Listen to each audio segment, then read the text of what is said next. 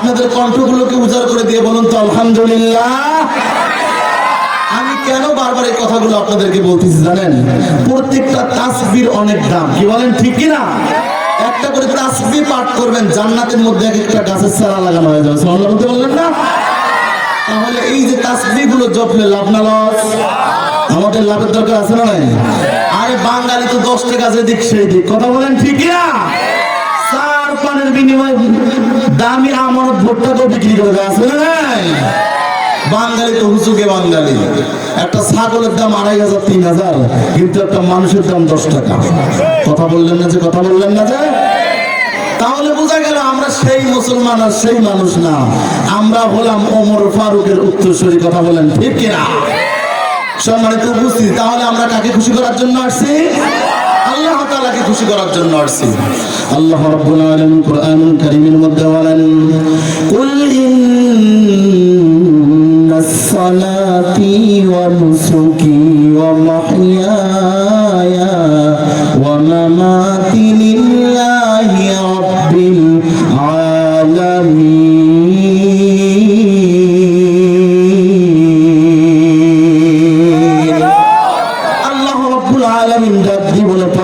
আপনি আপনার উম্মতদেরকে জানায় দেন যে আমি আল্লাহ তাআলাকে ভালোবাসতে চাই। ও পয়গম্বর জানায় দেন তারা যেন অবশ্যই নামাজ, রোজা, হজ, যাকাত, বেঁচে থাকা মরে যাওয়া সব কিছু লিল্লাহি রাব্বিল আলামিন, আমার জন্যই জানা হয়। আজকে আপনারা এখানে মাহফিল শোনার জন্য আসছেন, কাকে খুশি করার জন্য আসছেন? বলেন বলেন, কাকে খুশি করার জন্য আসছেন? আপনারা যদি আল্লাহকে খুশি করার জন্য এসে থাকেন, তাহলে আমি গ্যারান্টি দিয়ে একটা কথা বলতে পারি, এই মুহূর্তে আপনারা সকলেই জান্নাতি মেহমান। সুবহানাল্লাহ বলতে পারবেন না? এটা একটা জান্নাতি বাগিচা, এখানে সবার আসার সৌভাগ্য হয়। আল্লাহ তাআলা আমাকে আপনাকে তৌফিক দিয়েছে, এই জন্য আল্লাহ তাআলার কাছে আরজি করব, আল্লাহ টাকা দেখেন দক্ষিণ কাজীবাড়ির সন্তান যুব সমাজের উদ্যোগে আজকের এই তাফসীর কোরআন মাহফিলের বক্তা, অতিথি, শ্রোতা যারা আছে, আল্লাহ কিয়ামতের দিন সবাইকে আপনি নাজাতের জরিয়া বানায় দিয়েন। আল্লাহ সবাইকে আপনি জান্নাতি মানুষ হিসেবে কবুল করেন, চিল্লাবেন আল্লাহুম্মা আমিন। শুধু তাই নয়, আপনারা যতক্ষণ ওলামায়ে কেরামের চেহারার দিকে তাকায় তাকায় কথাগুলো শ্রবণ করতে থাকবেন, ততক্ষণ আপনাদের জীবনের সগীরা গুনাহগুলোকে আল্লাহ মাফ করে দেবেন। সুবহানাল্লাহ বলেন। শুধু তাই নয়, শেষ পর্যন্ত থাকবেন, মা মারা গেছে, বাবা মারা গেছে, এমন আছে না? মায়ের জন্য কান্নাকাটি করবেন, বাবার জন্য কান্নাকাটি করবেন, 2 ফোঁটা চোখের পানি ফেলা দিয়ে কান্নাকাটি করবেন। এখানে আমি অনেক যুবক দেখতেছি, এই এখন অনেক যুবকের মধ্যে অনেক যুবক মা হারাইছে, বাবা হারাইছে, মার কথা মনে পড়ে যায়, বাবার কথা মনে পড়ে যায় রে বাবা। আজকের এই তাফসীরুল কোরআন মাহফিল থেকে যদি তুমি চোখের পানি ফেলা দিয়ে যাদের মা চলে গেছে, যাদের বাবা চলে গেছে, এ বাবা 2 ফোঁটা চোখের পানি ফেলা দিয়ে যদি কান্নাকাটি করতে পারো, আল্লাহ তোমার এই 2 ফোঁটা চোখের পানি বৃথা দিবে না। আল্লাহ বলে, কোন সন্তান যদি মা হারা হয়ে যায়, কোন সন্তান যদি বাবা হারা হয়ে যায়, আর এই সন্তানটা যদি মার কথা মনে করিয়া, বাবার কথা মনে করিয়া 2 ফোঁটা চোখের পানি ফেলায় কান্নাকাটি করে, কারণ সন্তান যখন ছোট ছিল, সন্তানটারে লালন পালন করেছিল মা বাবা, আর সন্তানটা বলেছিল, আল্লাহ আমি তো এখন ছোট,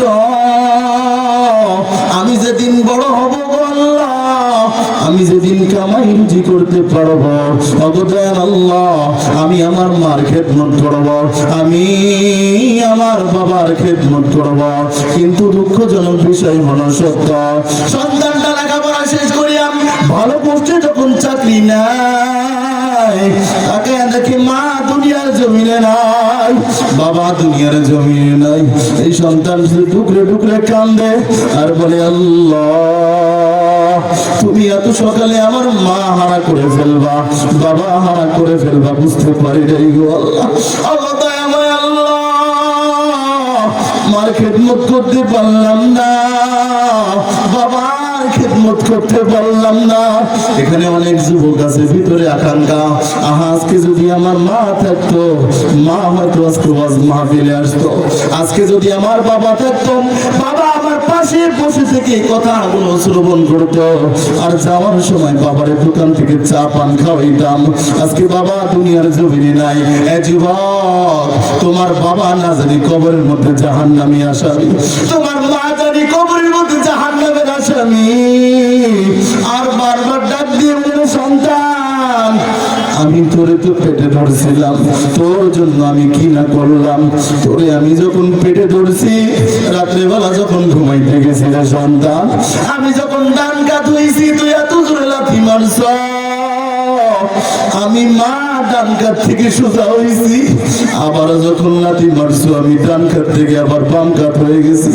আবার যখন তুই আমার পেটে লাথি মারছ রে সন্তান, আমি শোয়া থেকে উঠে বসে বসে কান্না করেছি আর আল্লাহর কাছে দোয়া করেছি, আল্লাহ যত কষ্ট দিবা আমারই দাও, আমার সন্তানটারে কষ্ট দিও না। আল্লাহু আকবার, আমার সন্তানটারে কষ্ট দিও না। আর বারবার আল্লাহর ডাক দিয়ে ভাই, আল্লাহ আমার সন্তানটা আমার পেটের ভিতরে, না জানি আমার সন্তানটা লোলা, আমার সন্তানটা আমার পেটের ভিতরে, না জানি চোখ দিয়ে দেখতে পারে না। অবতার মালিক আল্লাহ, তোমার কাছে ফরিয়াদ জানাই, তুমি রব্বি কাবা আমার সন্তানকে ভালোভাবে দুনিয়াতে পাঠায়ো। আজকে তুমি সন্তান দুনিয়াতে আসো, চাকরি বাকরি করো, ভালো ব্যবসা প্রতিষ্ঠানে জব করতেছ, হাজার হাজার টাকা লক্ষ লক্ষ টাকা পয়সা কামাই করতেছ। মার কবরের উপর ঘাস হয়ে গেছে, বাবার কবরের উপর ঘাস হয়ে গেছে, জঙ্গল হয়ে গেছে, তোমার পরিষ্কার করার সময়টুকু হয় না, মার কবরের পাশে যাওয়ার সময় হয় না, বাবার কবরের পাশে দাঁড়িয়ে মোনাজাত করার সময় হয় না। আমি মনে করি তোমার মতো কপাল পড়া সন্তান আর দুনিয়ায় একটাও নাই। তুমি কি মনে করছো তুমি মা বাবার জন্য দোয়া করতেছ না? মনে রাখো তোমার সন্তানটাও তোমার জন্য কোনোদিন দোয়া করবে না। কথা বলেন ঠিক কিনা? যার পেট থেকে যার পেট যেমন তার সন্তান তেমন। কথা বলেন ঠিক কিনা? পেট যেমন সন্তান তেমন, গাছ যেমন ফল তেমন। তুমি যেমন দিনের পরে দিন বছরের পরে বছর মা বাবারে ভুলিয়া স্ত্রী নিয়ে ঘুমাও, মারে ভুলে কেমনে থাকো না সন্তান? সম্মানিত উপস্থিতি, মার কথা মনে পড়ে গেছে, বাবার কথা মনে পড়ে গেছে, চাইলেই তো আর মারে পাবেন না, চাইলেই তো আর বাবারে পাবেন না। কিন্তু বাবা কিন্তু কবরের মধ্যে জাহান্নামের আসামি। কার জানি মা কবরের মধ্যে জাহান্নামের আসামি। আর বারবার চাতক পাখির মতো তাকায় থেকে দোয়া চায় সন্তান। কাজীবাড়ি সন্তলায় মাহফিল শুনতে গেছ, আমার জন্য একটু দোয়া কর। তুই দোয়া করলে আল্লাহ ফেরত দিবে না। কোন সন্তান যদি নামাজ আদায় করার পর দুখানা হাত আসমানের দিকে তুলিয়া রব্বির হামহুমা কামা রব্বায়ানি সগীরা পড়ে, এই দোয়া বলতে দেরি দোয়া কবুল হতে দেরি হয় না। সুবহানাল্লাহ। এই সন্তান মাহফিলে গেছ, আমার জন্য একটু দোয়া করিস। আমি মার প্রত্যেকটা সেকেন্ড অনেক বেশি কষ্টে কষ্টে পার হয়, আমি বাবার প্রত্যেকটা সেকেন্ড অনেক বেশি কষ্টে কষ্টে পার হয়। তোর জন্য কত কিছু না করলাম। এখানে যারা বাবা হারা আছেন দেখেন তো, খোঁজ নিয়ে দেখেন তো আপনার বাবারা কত কষ্ট করছে, তবু 100টা জমিও বিক্রি করে নাই। কেন বিক্রি করে নাই জানো না সন্তান? আমি যদি বিক্রি করি তাহলে আমার সন্তানের কি হবে? না খেয়ে দিন পার করেছে, তবু জমি বিক্রি করে নাই। আর তুমি এমন সন্তান, সুদের খাতায় তোমার নাম, ঘুষের খাতায় তোমার নাম, ওই বাবার সম্পদগুলো তুমি ভক্ষণ করো, আর বাবার কবরের মধ্যে আযাব আর গজব পাঠাও। কথা ঠিক কিনা? এমন নিমখারাম সন্তান আছে না নাই? এদের জন্য বড় আফসোস হয়। এদের জন্য বড় আফসোস হয়। আহারে সন্তান, একটু কি মার কথা মনে পড়ে না? একটু কি বাবার কথা মনে পড়ে না? মা বাবা যদি তোমার জন্য বরদোয়া দেয়, যাদের মা বাবা জীবিত আছে সঠিকভাবে খেদমত করবা।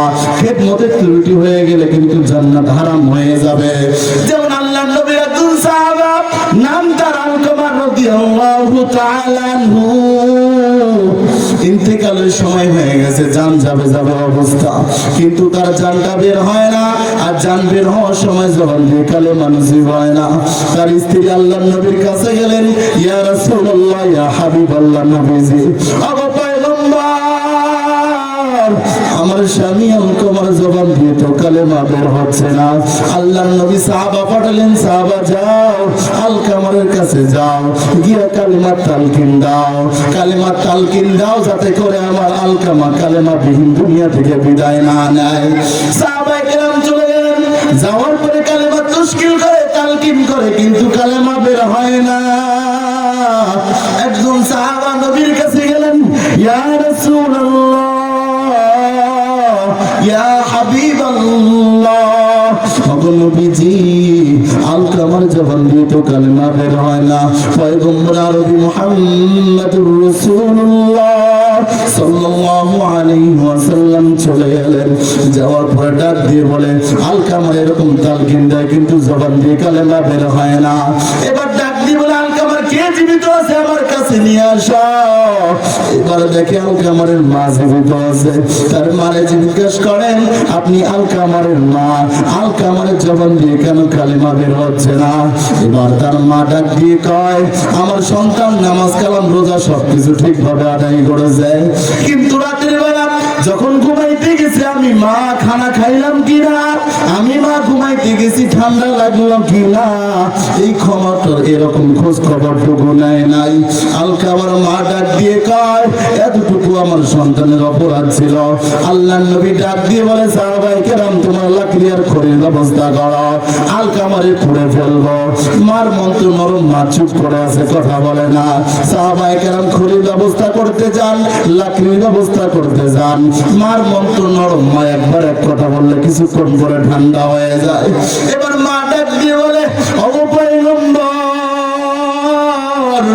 আপনি আমার ছেলেটারে পুড়িয়ে ফেলায়েন না, আমি আমার ছেলেটারে মাফ করে দিলাম। আল্লাহু আকবার। এই কথা বলতে দেরি, আলকামারের জবান দিয়ে কালেমা বের হইতে দেরি হয় না। আজকে তুমি কোন মারে কষ্ট দাও, কোন বাবারে কষ্ট দাও, যে মা তোমার জন্য এত কষ্ট করলো। দুনিয়াতে ঘুরে ফিরে দেখেন, মার মতো কষ্ট আর কিন্তু কেউ করবে না। আল্লাহর নবীর কাছে একজন সাহাবা গেলেন, ওগো পয়গম্বর, আমি কার খেদমত করব? নবীজি ডাক দিয়ে বলে, উম্মুকা, তোমার মার খেদমত করো। এরপরে সাহাবায়ে কেরাম আবার জিজ্ঞাসা করলো, আমি কার খেদমত করব? আল্লাহর নবী ডাক দিয়ে বলে, সাহাবী, তুমি তোমার মার খেদমত করো। আবার ডাক দিয়ে বলে, পয়গম্বর, এরপরে আমি কার খেদমত করব? আল্লাহর নবী ডাক দিয়ে বলে, এরপরও তুমি তোমার মার খেদমত করবা। চতুর্থবার যখন জিজ্ঞাসা করেছে, ইয়া রাসূলুল্লাহ, ইয়া হাবিবাল্লাহ, নবীজি, আল্লাহু আকবার, চতুর্থবার আমি কার খেদমত করব? আল্লাহর নবী ডাক দিয়ে বলে, আবুকা, তুমি তোমার পিতার খেদমত করবা। চিল্লা বলা যাবে কি আল্লাহু আকবার?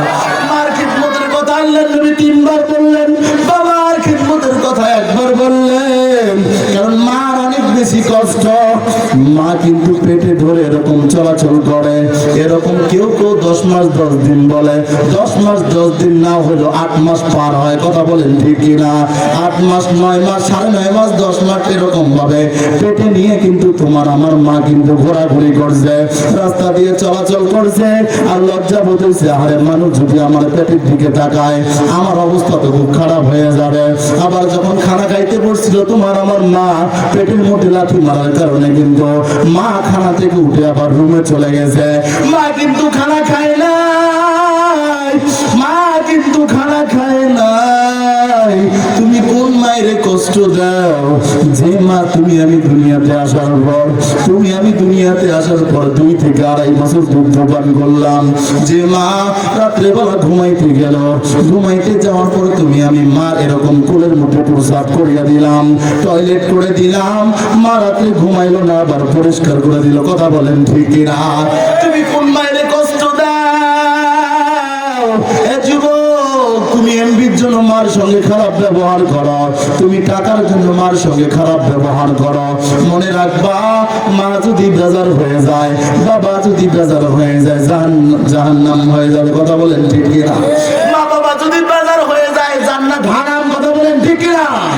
মা বাবা যদি খুশি থাকে, জান্নাত কিন্তু ওয়াজিব হয়ে যাবে। আল্লাহ তাআলা কোরআনুল কারীমের মধ্যে বলেন, আল্লাহ তা'বুদু ইল্লাল্লাহ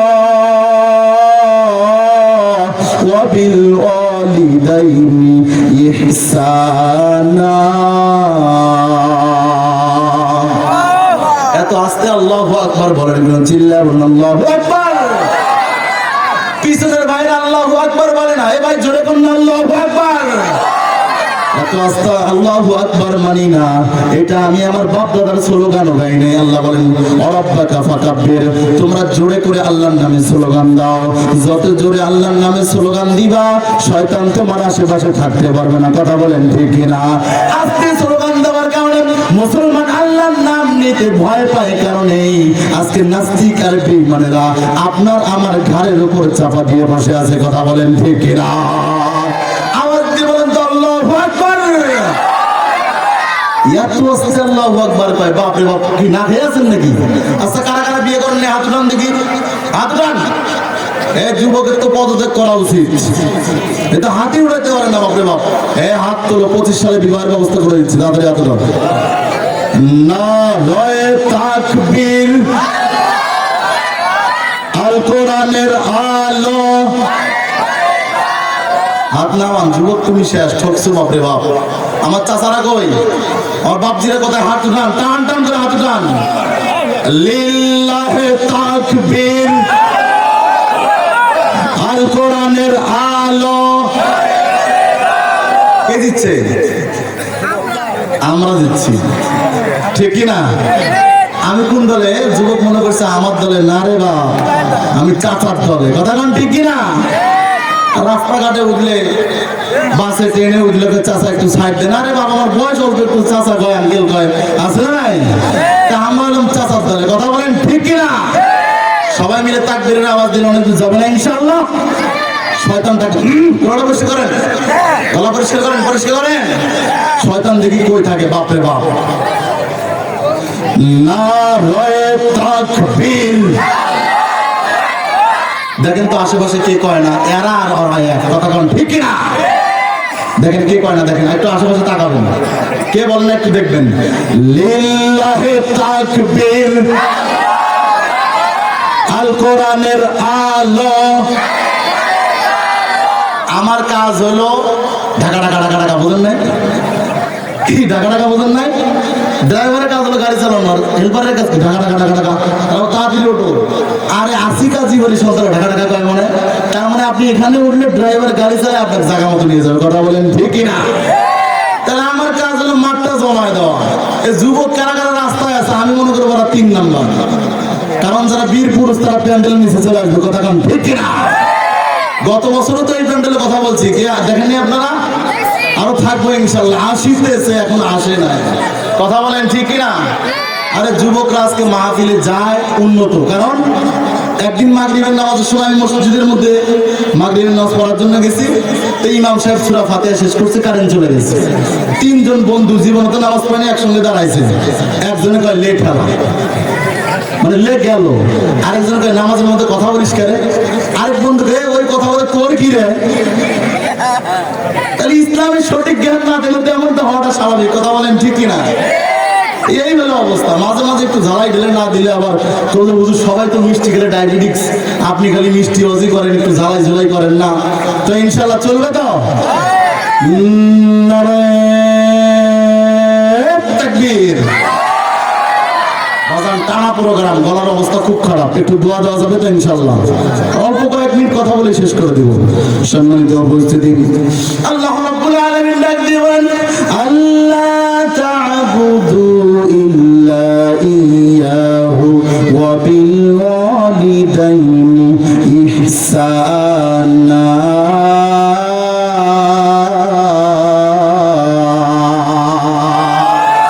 আর জোরে বলেন আল্লাহু আকবার।